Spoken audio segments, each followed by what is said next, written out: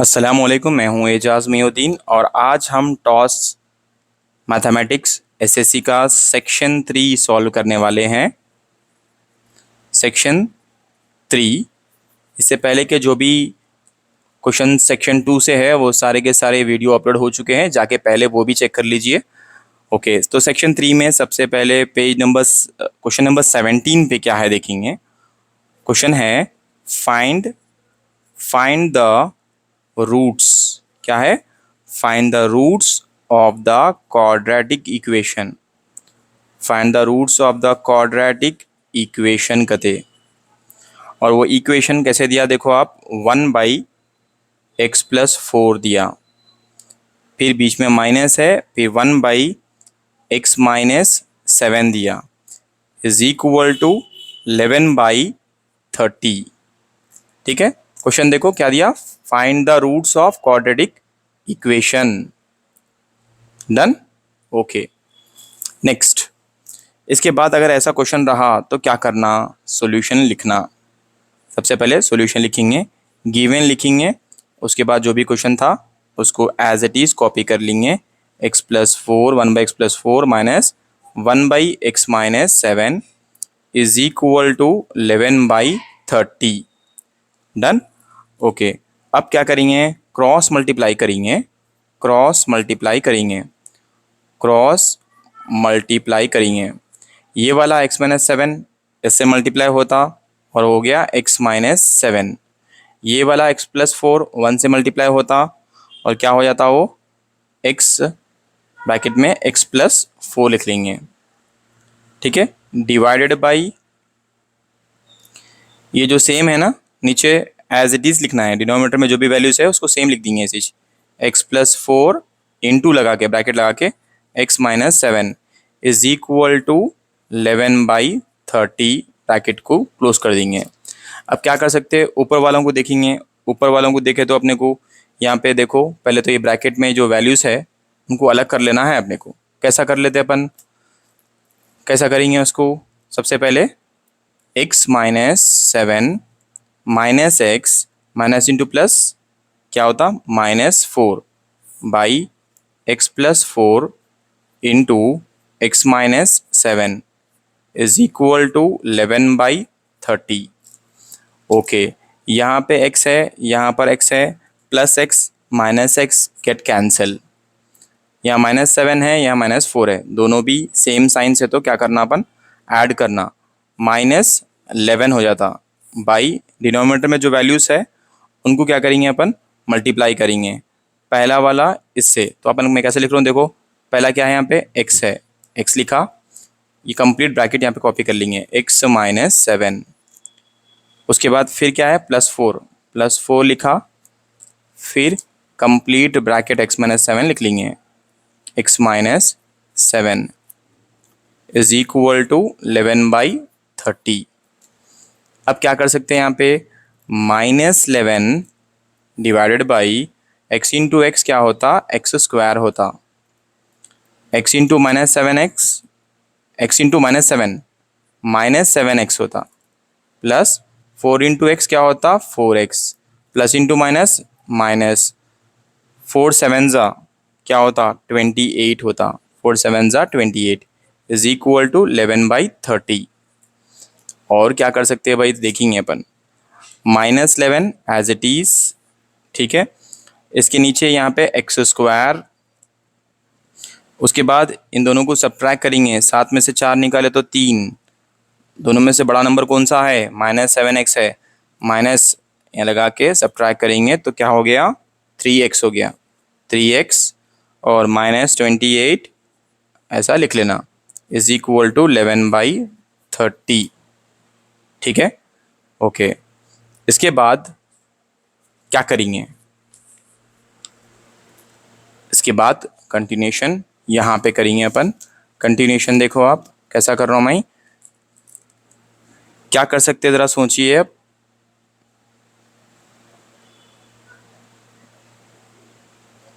क्या करेंगे, यहाँ पे जो -11 है और यहाँ पे +11 है, तो मैं क्या करता हूँ, -1/x x square minus 3x minus 28 is equal to 1/30।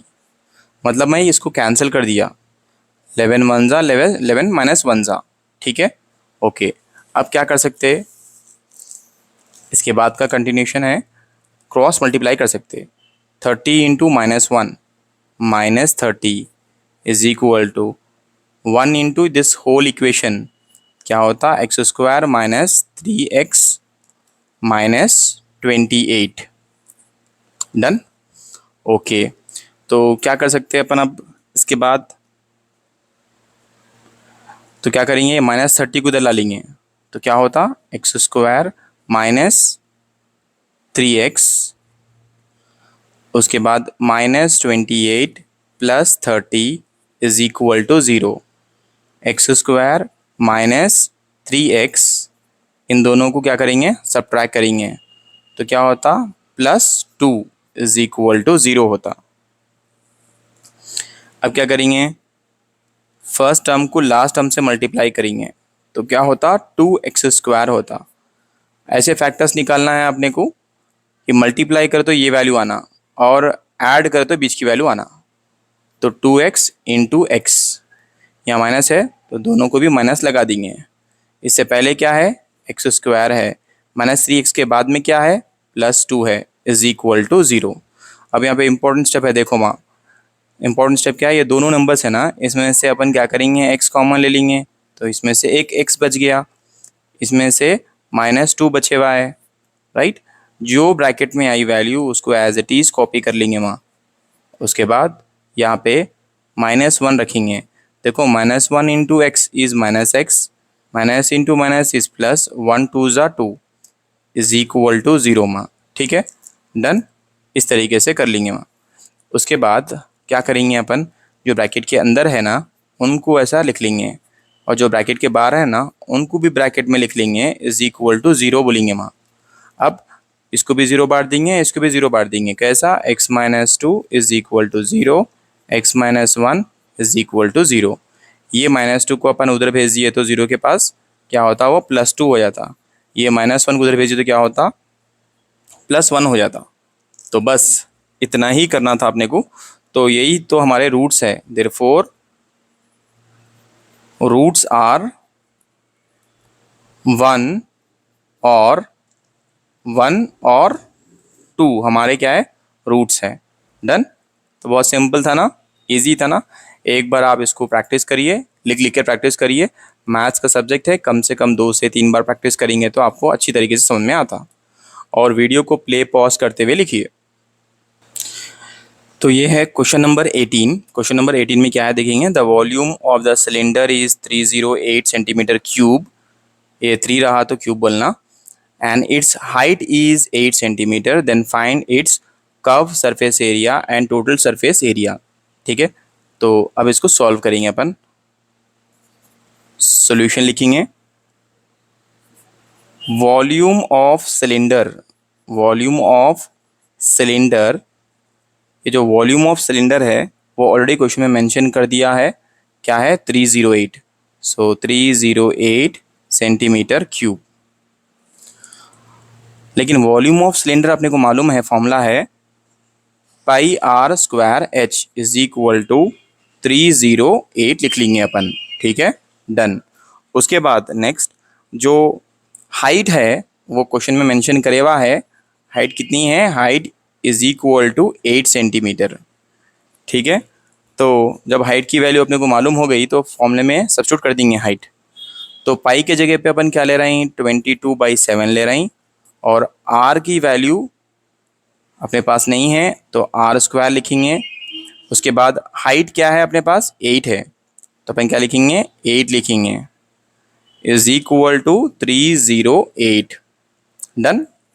Okay, तो मैं क्या करता हूँ, ये जो वैल्यूज़ है इसमें से r इधर रख लेके बाकी के वैल्यूज़ को RHS में भेज देंगे, उस तरह भेज देंगे।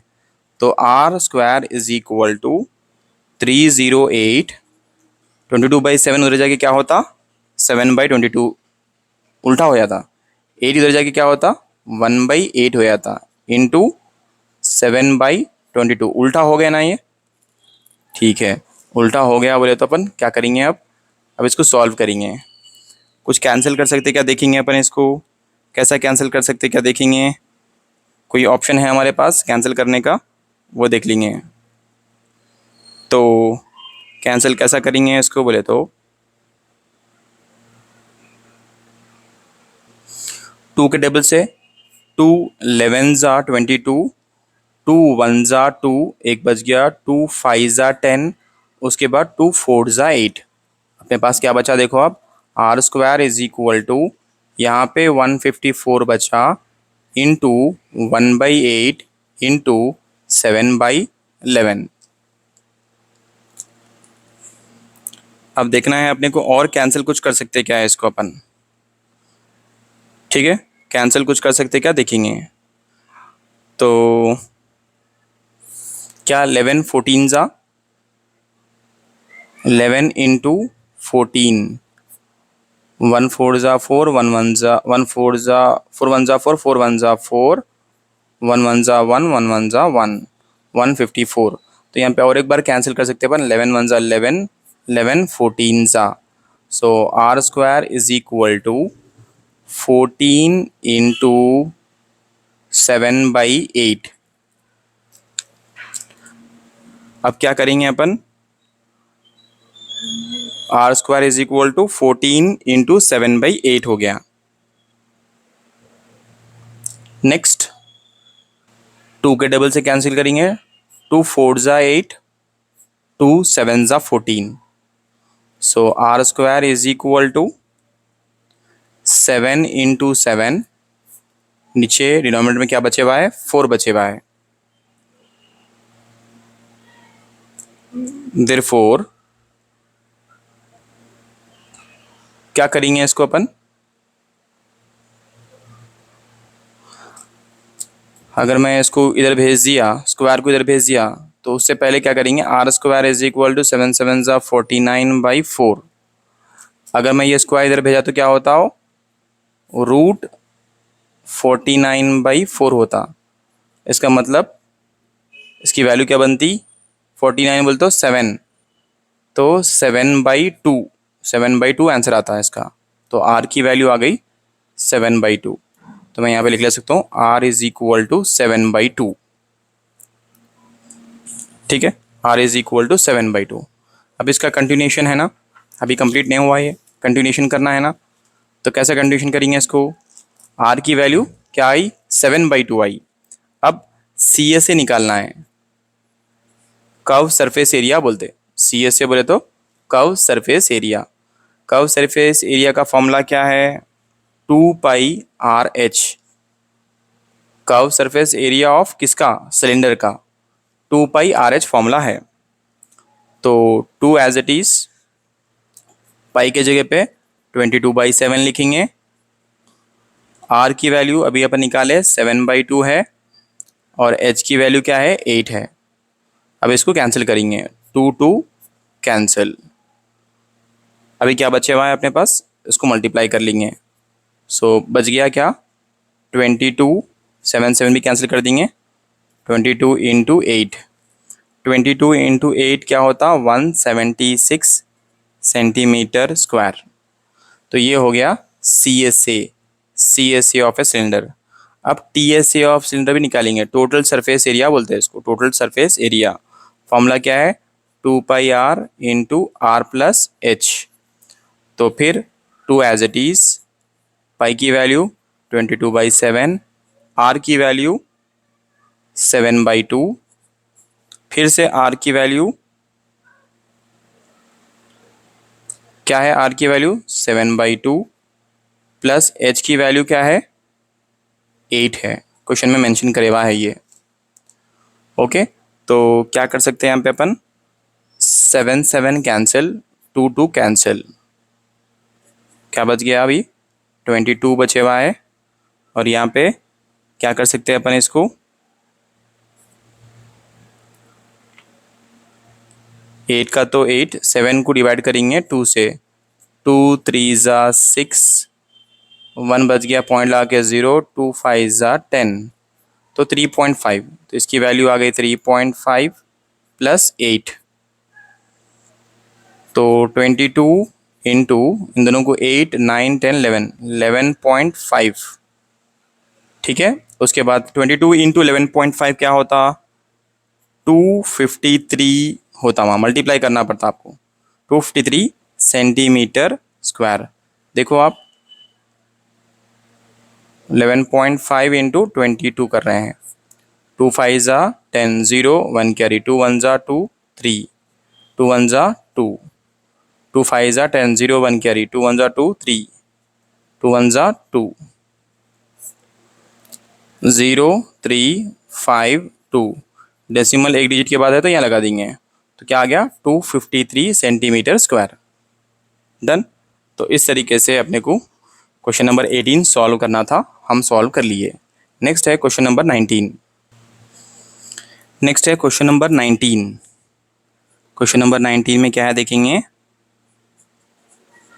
फ्रॉम क्वेश्चन नंबर 19 में from the top of A hill the angles of depression of 2 consecutive kilometer stones are found to be 30 degrees and 45 degrees. Find the height of the hill. तो ये हमारा क्वेश्चन है। तो जब जैसे ये questions देखो आप एग्जाम में ऐसा 2 डिग्रीज आते, एक 30, ये एक्चुअली 30 डिग्री है, 30 डिग्री एंड 45 डिग्री, ठीक है।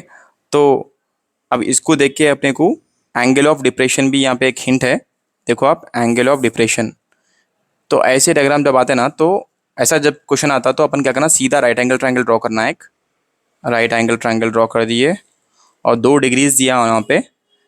तो मैं क्या बोल रहा हूँ यहाँ पे, एंगल ऑफ डिप्रेशन है ये, ठीक है, एंगल ऑफ डिप्रेशन। तो यहाँ पे ये पॉइंट को ए और इस पॉइंट को बी और ये पॉइंट है सी और ये वाला पॉइंट है डी, यहाँ से ऊपर से नीचे देख रहे हैं, ठीक है। पहली बार देखे तो 30 डिग्रीज पे देखे, 30 डिग्रीज पे देखे, फिर और करीब में देखे 45 डिग्रीज पे, ठीक है। तो एंगल ऑफ डिप्रेशन का है ये, इस तरीके से लिख लेना है अपने को। और यहाँ पे एंगल क्या बन रहा, 30 डिग्रीज, और यहाँ पे एंगल बन रहा 45 डिग्रीज, 45 डिग्रीज, ठीक है। सबसे पहले जो गिवन एंगल्स है लिख लेंगे, given 30 degrees and 45 degrees, 35 degrees and 45 degrees. और यहाँ पे एक इम्पोर्टेंट पॉइंट आपको याद रखना है, C E is parallel to A B. C E, ये जो लाइन है C E parallel to A B है, वो भी लिख लूँ मैं यहाँ पे, C E is parallel to A B. मतलब है एक आदमी है जो ऊपर सी के पास ठहर के देख रहा, सी के पास ठहर के पहले बी के पास देखा, एंगल बना 30 डिग्रीज, फिर सी से ठहर के डी के पास देखा तो एंगल बना 45 डिग्रीज, ठीक है। अब जो सी ए है, सी से लेके ए तक, सी ए की वैल्यू हम लेंगे वाई, और उसके बाद ए डी की वैल्यू, ए से लेके डी की वैल्यू, इसको लेंगे x is equal to x. उसके बाद डी बी की वैल्यू है 1 किलोमीटर, क्वेश्चन में मेंशन कर दिया ये 1 किलोमीटर है, तो ये है एक्स, ये है 1 किलोमीटर, और ये क्या है, वाई है, ठीक है। तो ये सारे वैल्यूज़ क्वेश्चन में मेंशन कर चुका है, अपन ऐसा लिख लिए। उसके बाद ए बी जो है, ए बी पूरा ए बी कितना है बोले तो, ए बी के अंदर x+1 लिख ले सकते हैं, complete x+1 kilometre, x+1 kilometre का है। सो एंगल ए क्या बन रहा, वो है एंगल ए के पास इस जगह पे क्या बन रहा, एंगल 90 डिग्रीज, वो सब लिख लेंगे अपन, ठीक है। ओके, तो सबसे पहले ट्रायंगल ए सी डी देखेंगे, ट्रायंगल ए सी डी, देखो ट्रायंगल ए सी डी, पहले ये छोटा सा ट्रायंगल देख लेंगे, ट्रायंगल ए सी डी जिसमें अपन tan 45 डिग्रीज हो रहा, और अपन फॉर्मूला है अपोजिट बाई एडजेसेंट लिखना है, तो ये इसमें से 45 डिग्रीज यहाँ पे है, तो ये अपोजिट हो गया और ये हो गया एडजेसेंट, ठीक है, अपोजिट और एडजेसेंट।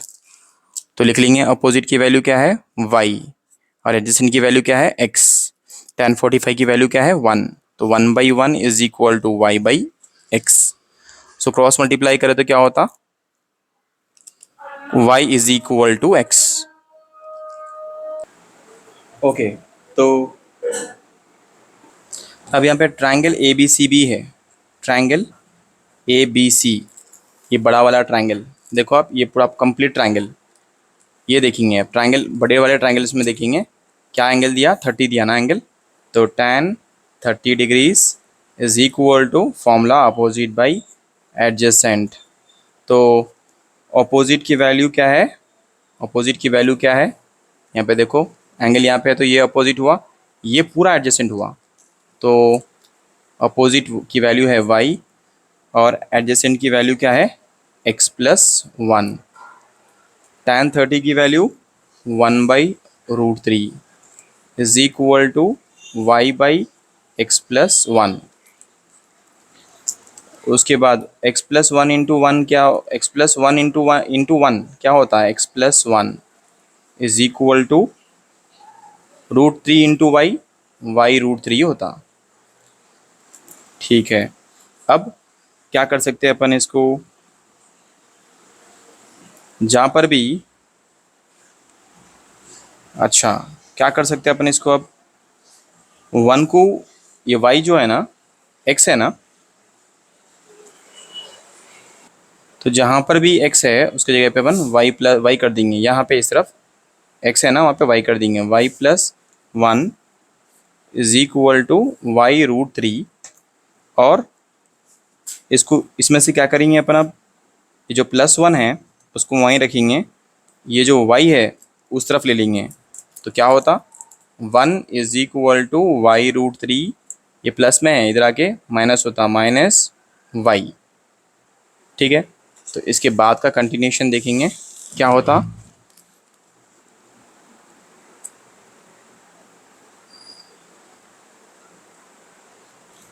इसके बाद का जो कंटिन्यूशन है ये वाला, यहाँ पे लिख देता हूँ मैं, 1 is equal to y√3 -y।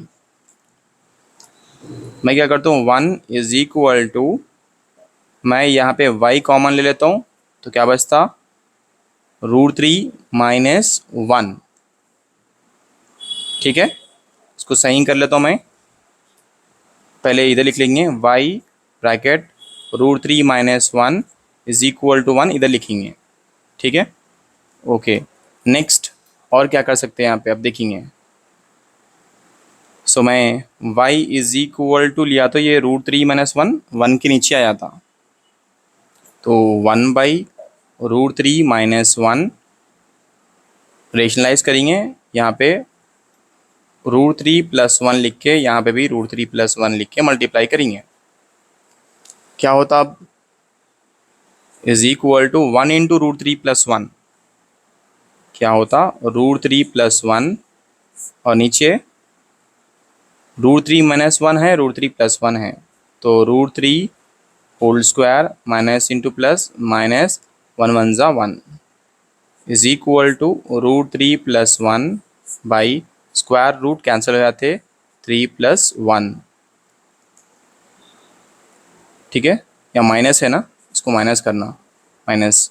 So answer क्या है बोले तो √3 + 1 by 3 - 1 is equal to √3 + 1 by 3 - 1 मतलब 2।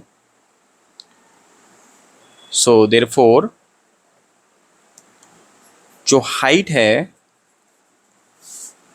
Is equal to √3 + 1, √3 + 1 by 2 kilometres है। ठीक है, डन, ओके, ये है हमारा आंसर।